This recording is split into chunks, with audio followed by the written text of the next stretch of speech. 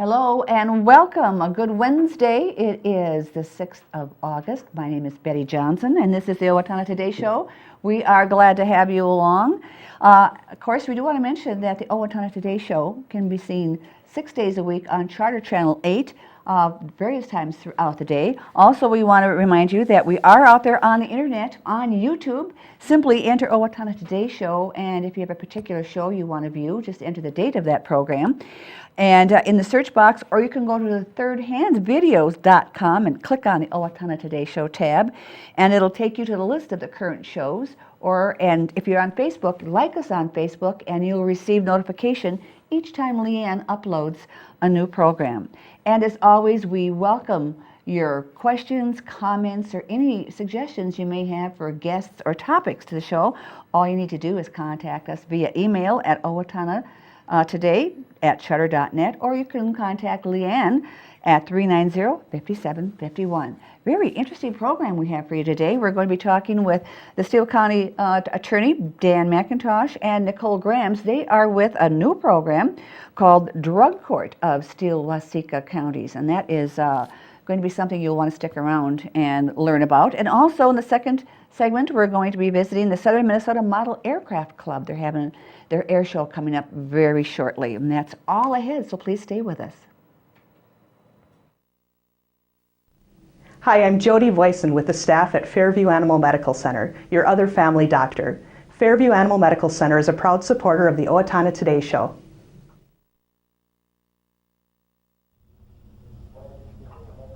When using a fire extinguisher, we suggest using the pass system. Pull the pin at the top of the extinguisher that keeps the handle from being accidentally pressed. Aim the nozzle toward the base of the fire. Squeeze the handle to discharge the extinguisher. If you release the handle, the discharge will stop. Sweep the nozzle back and forth at the base of the fire. After the fire appears to be out, watch it carefully since it may reignite. If you have the slightest doubt about whether or not to fight the fire, get out and close the door behind you. This has been a safety message from the Owatonna Fire Department. Hi, my name is Dave Olson and I'm with R&K Electric, where we provide power to the people. We're proud supporters of the Owatonna Today Show.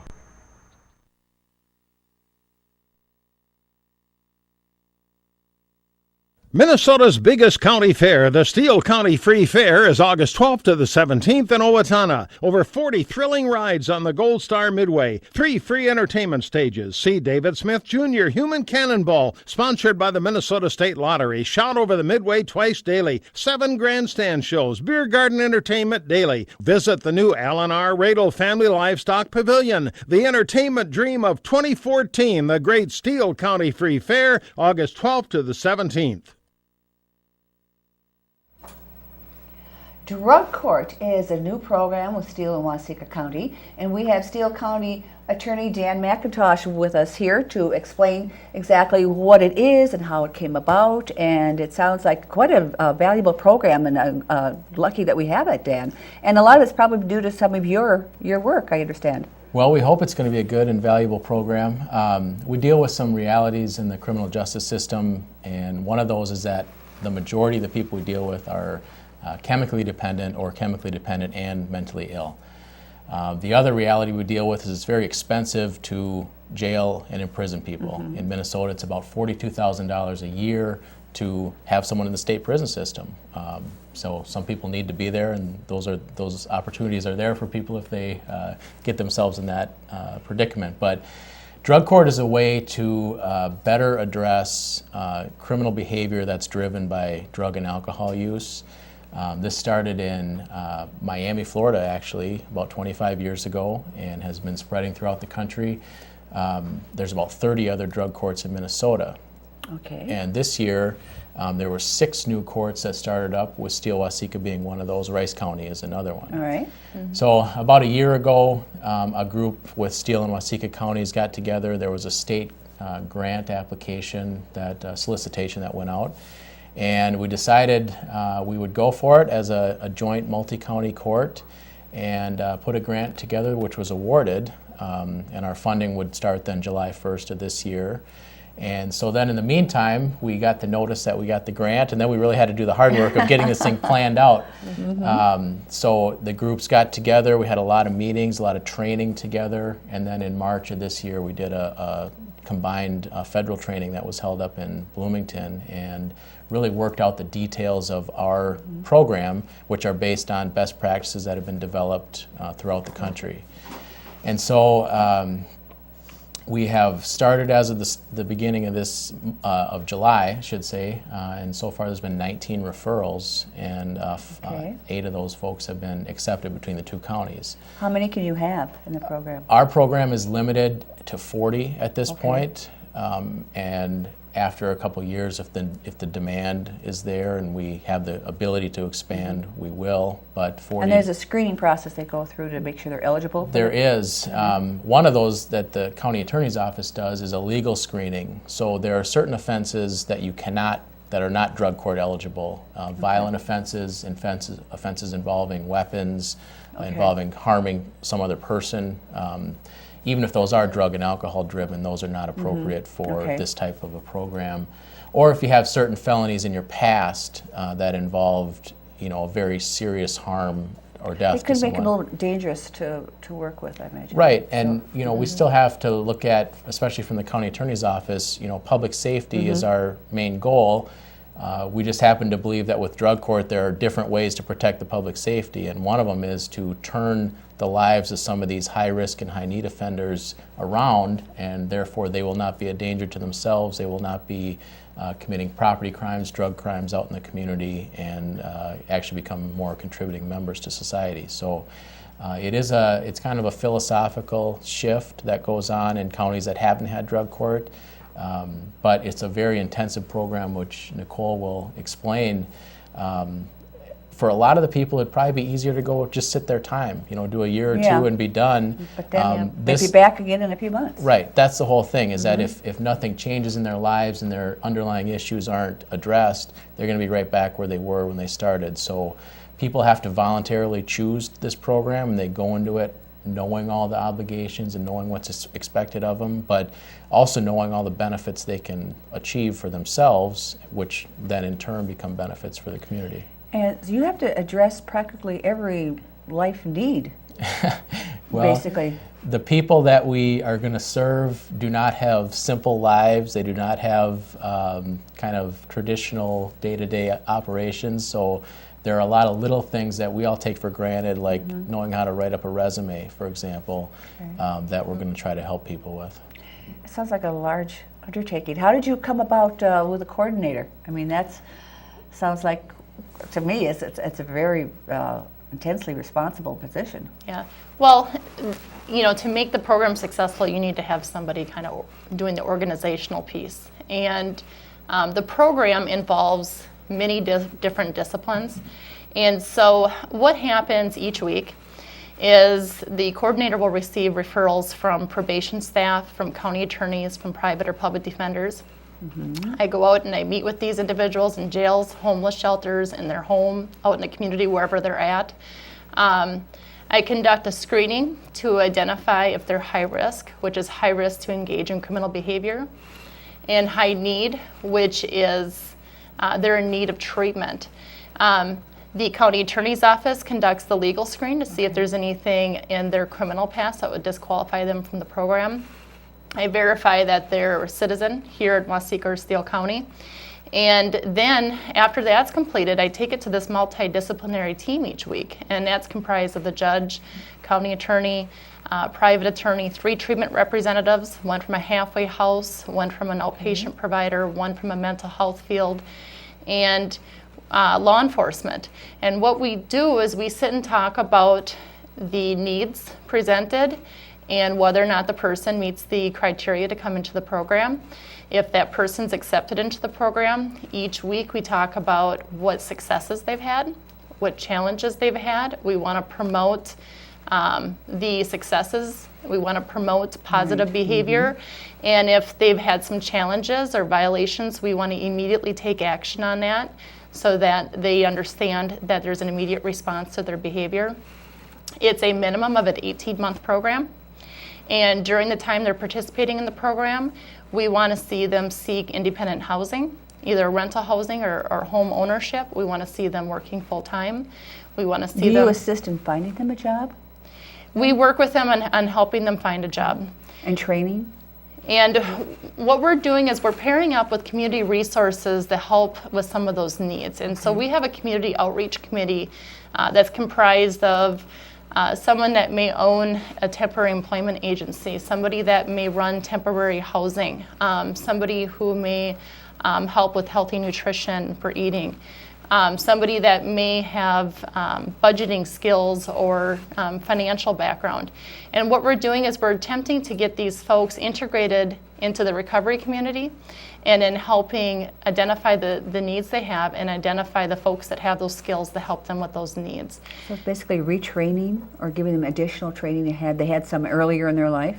It's providing them with the skills for them to be able to be successful. The program also incorporates cognitive skills training, which is helping identify criminal thinking behavior errors and helping them adapt or change their responses to what they would have done in the past and what they can do differently in the future.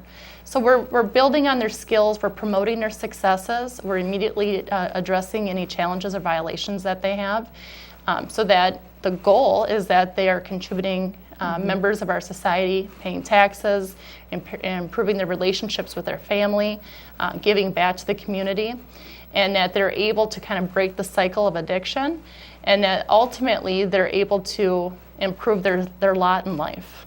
So you have a lot of different areas to cover in their life, don't you? We do. Yes. Yeah. Now, what about, you have a large number of people working. Do you need any more help at all? People, can they volunteer to assist in some way?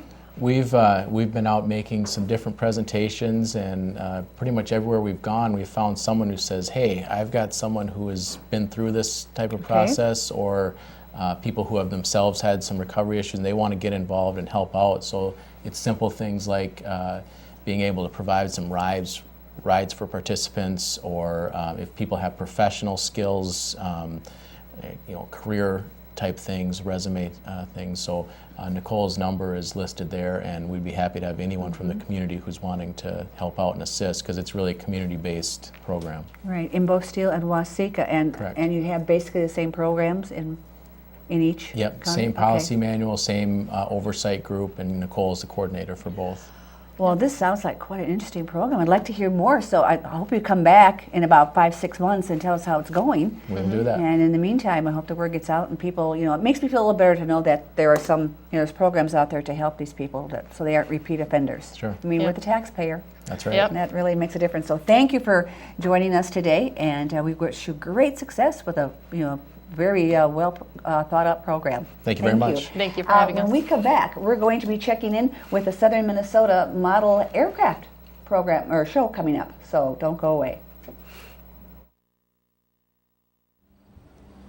Hi, my name is Dave Efforts with TPS Insurance. We're here to handle all your insurance needs. We are a very proud supporter of the Owatonna Today Show. I didn't just want another job, I wanted a career, so I expressed myself. I was new to town and I didn't know where to turn for a job, so I decided to express myself. I decided to express myself, and they helped find the right career for me. Express Employment Professionals is in contact with thousands of companies in need of quality employees. Come in now and get the job you deserve. Express yourself today.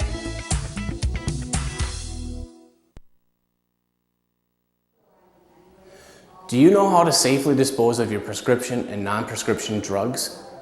Not by flushing them down the toilet or putting them in the garbage. Doing so pollutes our rivers, streams, and drinking water supply. Take it to the box instead for safe, secure disposal. It's easy. Bring your unused medications in their original containers to the drop-off locations listed on the screen and drop them in the Take It to the Box drop box. Proper disposal of unwanted medications keeps them out of the hands of children and out of our environment. This is a message from the Safe and Drug-Free Coalition of Steele County. Hi, I'm Doug Johnson with the Owatonna Business Incubator. We're here to help small businesses start and to grow. We're a proud sponsor of the Owatonna Today Show. Welcome to Bremer Bank. I am Jason Iberg. And I'm Shannon Pedersen. Bremer is a full financial services bank. We invite you to stop by Bremer Bank and experience the Bremer difference. You are always welcome at Bremer.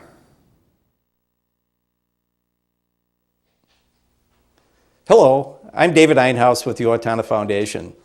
Thank you to all of our donors who have helped make Owatonna a better place to live. Will you join us today with a financial gift? Owatonna Foundation is a proud sponsor of the Owatonna Today Show.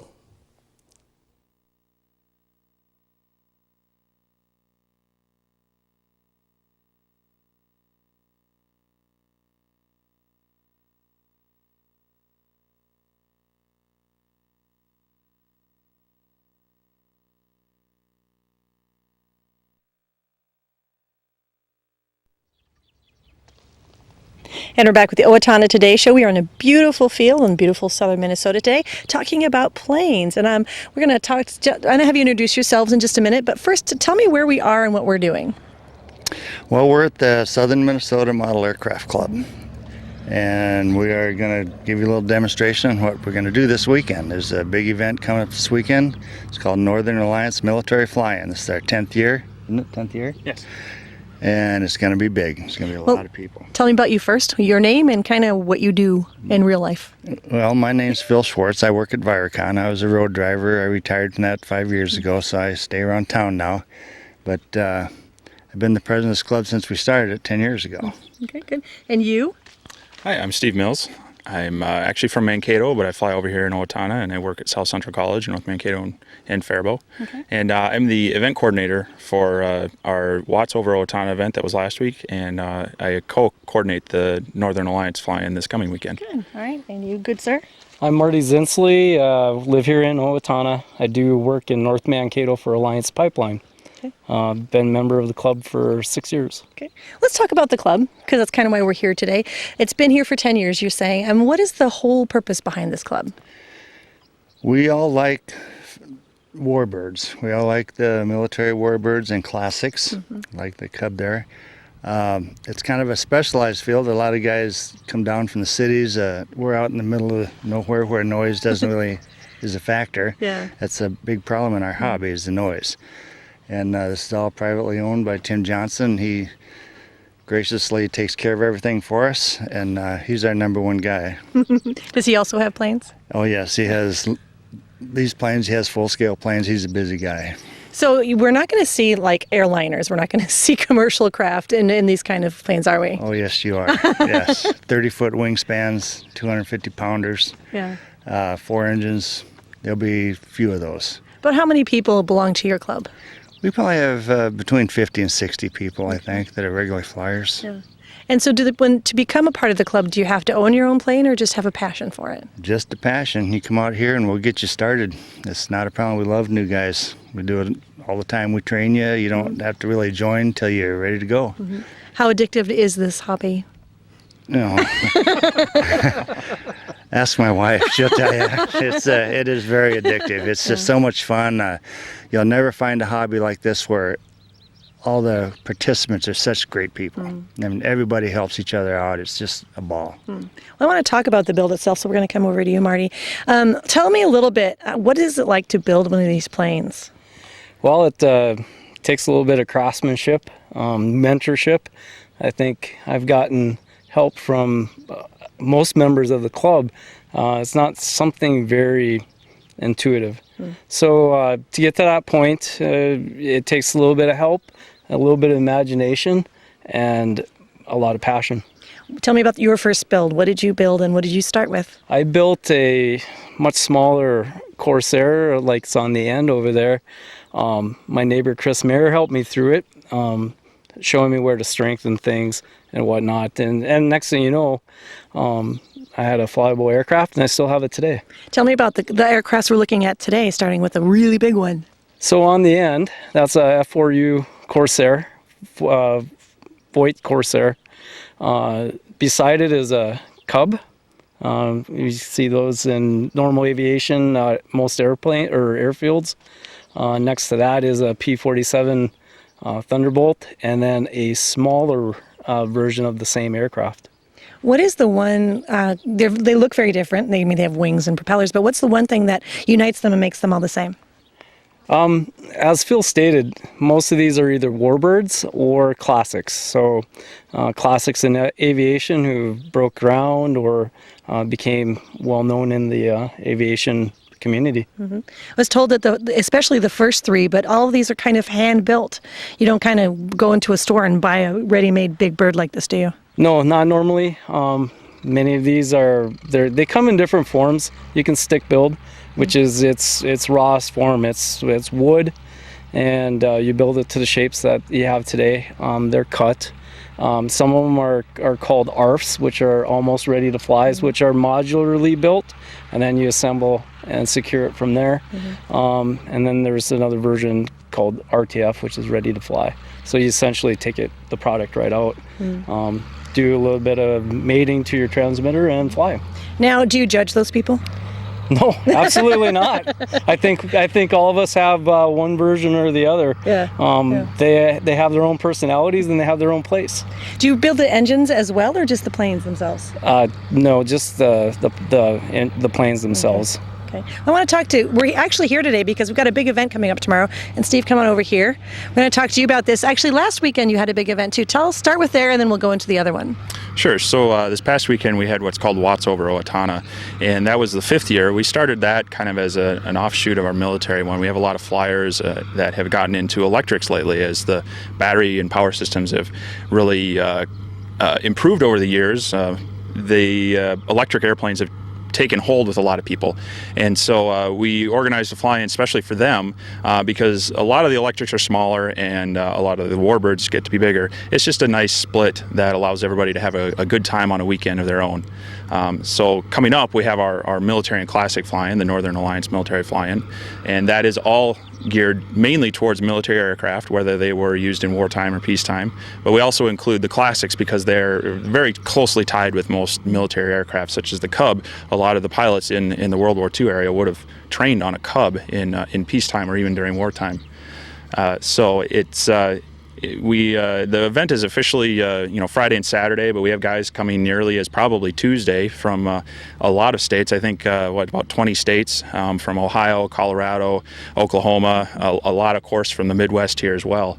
And we'll break probably 120 pilots and easily 3-4 times as many planes of all different types. And spectators as well. Well, and yes, often a lot of spectators. We love people coming out and enjoying the hobby, seeing the aircraft. It's a salute to military personnel as well. We definitely invite them, and often years we honor various veterans or whatnot. This year we're actually working with a wounded warrior from the Iraqi war. He got involved with the hobby as a therapy. It was actually prescribed to him. And he came up for our Watts fly-in, had a good time, and talked with us about coming back for the military one. And we're actually working with him and one of his charity events, the Veterans Airlift Command. It's actually headquartered out of the Twin Cities. And that's an organization of about 2,400 pilots and aircraft owners that ferry not just the soldier, but their whole family around as they are needing to get medical care and therapy due to their injuries. And so we're using the event also to honor them, but also try to raise some funds for that organization. When was the event again? The event is Friday and Saturday are the big days that we invite people to come out, especially Saturday around noon. We'll have plenty of space. It's best to bring a chair, maybe a little bit of shade, yeah, it's come out during those days and enjoy some flying. And what we're going to do next is actually Phil has one of his big warbirds that he's going to fly for us, and supposedly there's smoke and bombs. I don't know. I think they want me to stand on the field, but I don't think I'm going to do that. So we'll be right back. Stay with us. Before we head off to see the plane fly, we want to talk about the detail that's put in this. This is one of Phil's planes? Yeah, this is Phil Schwartz's F4U Corsair. It's a blown up from plans version, and as you can see, there's a lot more than just the components that make the airplane fly that's crafted. He crafted a full scale or a scale cockpit with all the switches, proper switches. It's got a figurine that's proper to the era of the aircraft, and that's where some of the personalization of these aircraft go into. You'll see lettering, which is normal nomenclature that came from just like the regular aircraft the Air Force, Army, and whatnot has. Good. Okay, good. Got it. Hi, Warren Abraham, Abraham Consulting Technologies, your one-stop technology shop. We support the Owatonna Today Show. Owatonna Public Utilities, real people, real reliable, real progress. Making life a little easier day after day, taking pride in our community, listening to what you say, a voice you can talk to. We're growing with you.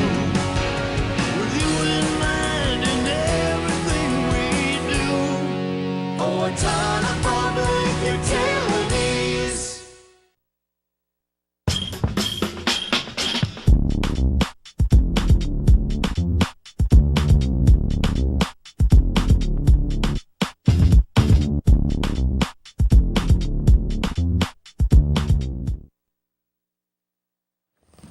We are back, and the Owatonna Today Show would like to welcome back as a sponsor of the program, the Steele County Free Fair, which is coming up very quickly. We do have some announcements to pass along, starting with the Steele County Historical Society.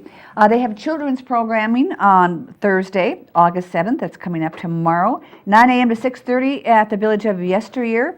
History Detectives, which is for preschool age children. That sounds like a very fun program at 9 a.m. And since this is a fair month, they're going to be focusing on things that have to do with the fair, such as judging a cookie contest and having the opportunity to do a simulated pie eating contest and other fair activities, along with learning some interesting historical facts in anticipation for the upcoming fair. The children's programs are offered the first Thursday of each month, and for more information and topics for upcoming programs, you can call the office at 451-1420. And the Phillips Eye Institute, it's part of the Illini Health, is bringing its Kirby Pocket iMobile to the Steele County Free Fair. It's free vision screening for kids and adults, which will be provided on Wednesday, August 13th from 11 a.m. until 8 p.m. The Kirby Puckett iMobile is the first and only mobile eye clinic in the region with 2 fully equipped exam rooms on board, and it's like an eye doctor's office on wheels. And it's owned, operated, and staffed by Phillips Eye Institute. The Kirby Puckett iMobile was made possible through the Phillips Eye Institute Foundation's $10 million campaign, investing in sight, changing lives, and in partnership with the All-Star Games Legacy of Giving and Major League Baseball, and of course the Minnesota Twins and the Twins Community Fund and the Poled Family Foundation. Again, that's Wednesday, August 13th from 11 until 8 p.m. at the Steele County Free Fair. And the Historical Society is pleased to announce the ribbon-cutting ceremony for the Gus Station at the Village of Yesteryear on Thursday, August 30th, August 7th. It's during the fair at 10:45. It's the restoration of the station, which is a project from the Ellendale Area Heritage Society. And again, that is found at the Village of Yesteryear. We want to thank you for joining us today on this Wednesday. Please come back for Friday's show when we're going to give you a preview of the Steele County Free Fair with Todd Hale and Jim Gleason. So until then, have yourself a good Wednesday. For Leanne Alt, I'm Betty Johnson, and this has been the Owatonna Today Show.